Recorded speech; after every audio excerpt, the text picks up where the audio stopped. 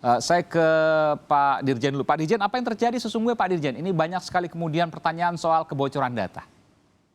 Terima kasih Mas Aiman, selamat malam Mas Selamat malam. Pratama.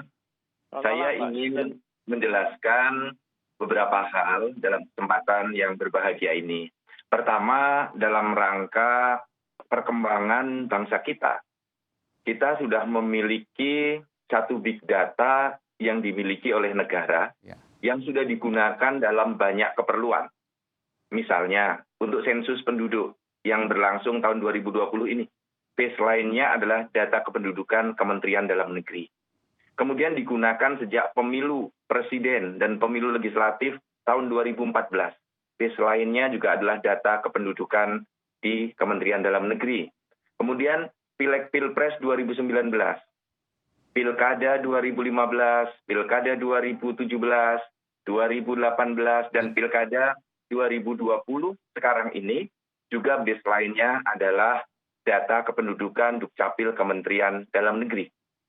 Nah, dalam rangka kita menuju satu integrasi data secara nasional. Aspek yang kedua yang harus diperhatikan adalah aspek compliance. Ketaatan, kepatuhan terhadap peraturan perundang-undangan. Sudah banyak di Indonesia memiliki peraturan yang mengatur tentang pemanfaatan data dan perlindungan data pribadi. Ada di Undang-Undang Adminduk, ada di Undang-Undang ITE, ada Undang-Undang Keterbukaan Informasi Publik, ada di Peraturan Menteri Kominfo, ada di Peraturan Pemerintah tentang Administrasi Kependudukan, dan ada Peraturan Menteri Dalam Negeri. Ya. Tetapi kita tidak boleh melupakan juga ada unsur hak asasi manusianya, yaitu yang terkait dengan hak privasi, perlindungan data pribadinya. Nah, oleh karena itu, dalam rangka kita mempertemukan kepentingan nasional, melindungi masyarakat agar datanya tidak disalahgunakan oleh orang lain, juga melindungi sektor ekonomi agar tidak menjadi korban kejahatan white collar crime, ya, dalam rangka berbagai hal itu.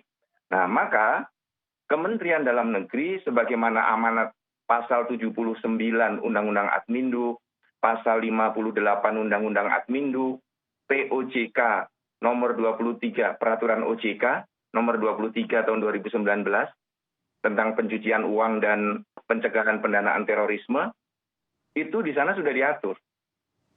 Transaksi-transaksi sekarang di perbankan harus menggunakan verifikasi data kependudukan, terutama di sektor jasa keuangan, di industri keuangan, harus menggunakan verifikasi data kependudukan. Nah, oleh karena itu, yang kita lakukan adalah memberi hak akses untuk verifikasi data. Berupa apa Pak Dirjen? Nah, jadi kalau berbagai lembaga tadi, seperti yang dikhawatirkan oleh masyarakat, justru kami membantu mencegah agar data masyarakat tidak disalahgunakan.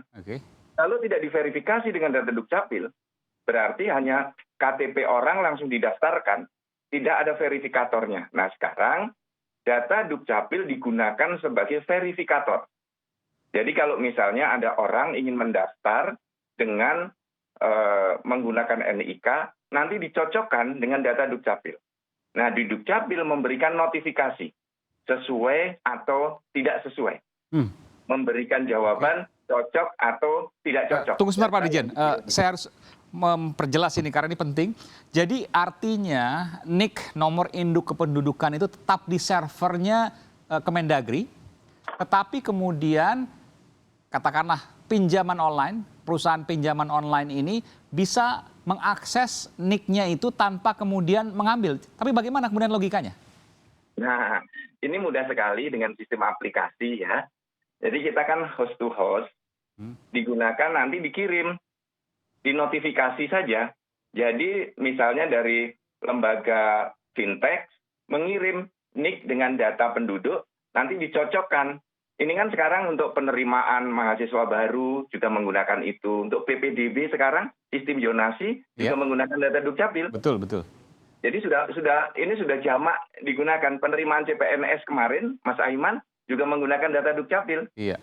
Jadi berapa juta penduduk, cocokkan saja NIK dengan nomor KK-nya. Cocok atau tidak. Kalau cocok, masuk tahapan berikut. Kalau nggak cocok, berarti dia tidak digunakan secara benar. Artinya minimal si perusahaan apapun yang menggunakan verifikasi tadi, dia bisa mengetahui nama dan nik yang bersangkutan. Ya, kan yang mendaftar dari yang bersangkutan dulu. Ya. Jadi siapa calon nasabahnya. Jadi ada calon nasabah yang mendaftar untuk buka rekening, buka apa dari perusahaan fintech itu, kemudian dia mencocokkan data penduduk itu. Oke. Jadi Ya. Jadi kita menjadi verifikator untuk mencocokkan data. Ya, baik. Nanti saya akan tanya ke Pak Zudan Arif Fahrullah, tapi saya ke Mas Pratama dulu. Mas Pratama, Ya, jelaskan pada kami, mungkin nanti bisa dijelaskan juga, termasuk koreksi yang akan diverifikasi nanti atau dikonfirmasi kepada Pak Zudan.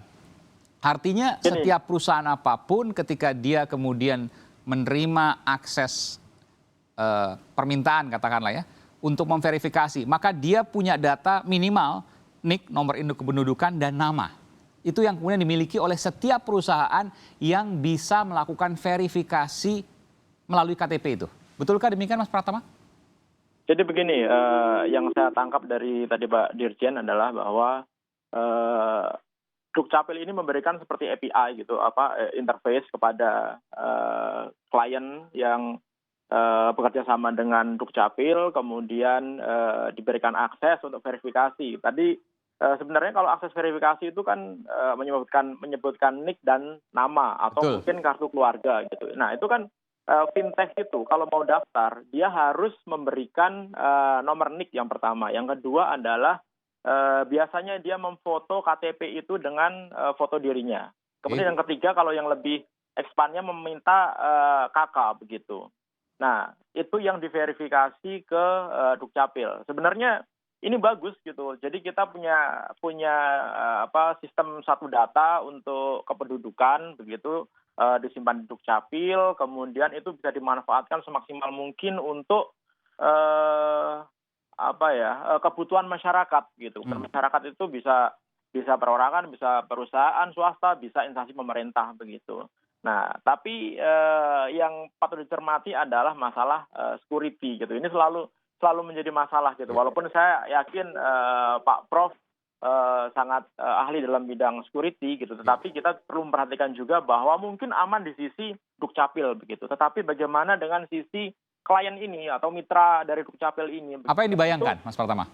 Menurut saya perlu adanya mekanisme yang memang dibuat secara seperti Juknis atau Juklak atau apapun lah itu gitu yang bisa membuat Dukcapil ini yakin ketika memberikan akses kepada satu institusi koneksi yang diberikan itu benar-benar tidak disalahgunakan begitu. Kenapa? Karena mungkin kita sekarang yakin bahwa koneksi ke Dukcapil diberikan mungkin VPN, kemudian beberapa security begitu. Tetapi kalau kita berbicara masalah pengamanan itu tidak ada satupun sistem yang benar-benar aman. Oke, yang bisa dibayangkan supaya kemudian bisa dipahami publik dengan mudah. Apa yang paling dikhawatirkan dari model ini?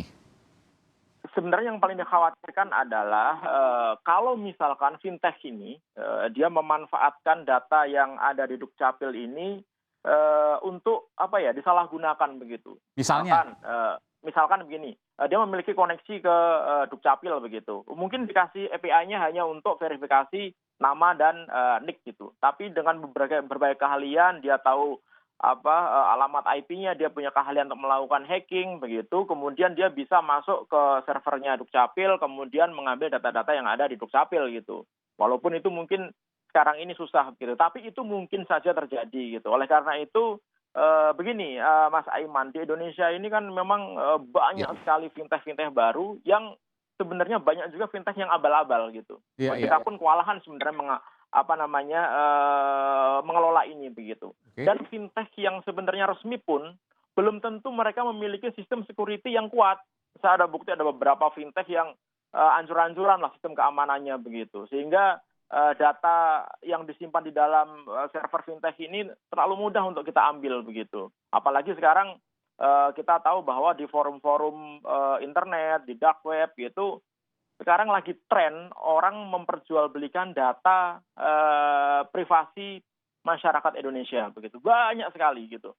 Nah, ini yang menurut saya perlu kehati-hatian. Gitu. Ya. Kalau dari sistemnya sih menurut saya wajib digunakan. Gitu. Ya. Nah, tetapi masalahnya ada beberapa kekurangan juga. Contohnya kemarin ketika kasusnya Mas Ilham Bintang begitu. Ketika melakukan verifikasi, kemudian orang bisa datang mau membuat nomor handphone baru, ternyata setelah diverifikasi benar. Iya kan? Iya. Akhirnya bisa diambil. Padahal yang datang bukan Ilham Bintang begitu. Nah, mungkin perlu diatur ada mekanisme yang lebih bagus gitu. Misalkan bukan hanya nick kemudian nama gitu, tapi juga mungkin ada fotonya begitu sehingga ketika orang apply kita bisa tahu benar bahwa oh ternyata si A ini fotonya ini gitu. Kita kan nggak tahu kadang-kadang nama perempuan jadi laki-laki gitu, laki-laki jadi perempuan kita nggak tahu gitu. Iya. Nah ini mungkin perlu diatur lebih lanjut lagi. Saya menangkap intinya sebagian data bisa digunakan untuk kemudian membobol data yang lain dan akhirnya kemudian mengambil alih apa yang dimiliki, entah itu uang atau yang lain sebagainya.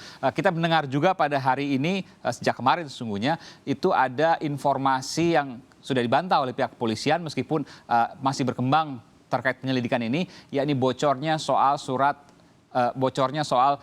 sistem informasi personel polisi. Meskipun telah dibantah, tapi kemudian ada indikasi ke sana. Nanti saya akan bicara kalau seandainya misalnya kalau ada... itu bocor beneran itu.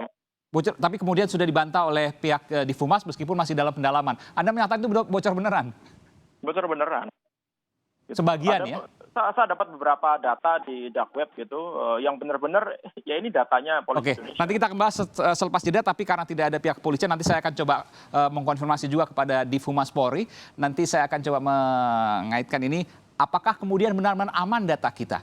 Bahkan Prof. Zudan tadi mengatakan memang ahli Kemendagri telah membuat sebuah sistem yang luar biasa, tapi kemudian bukan merupakan sebuah jaminan ketika data itu kemudian bisa bocor. Kita akan kembali saat lagi apa yang terjadi sesungguhnya, saudara.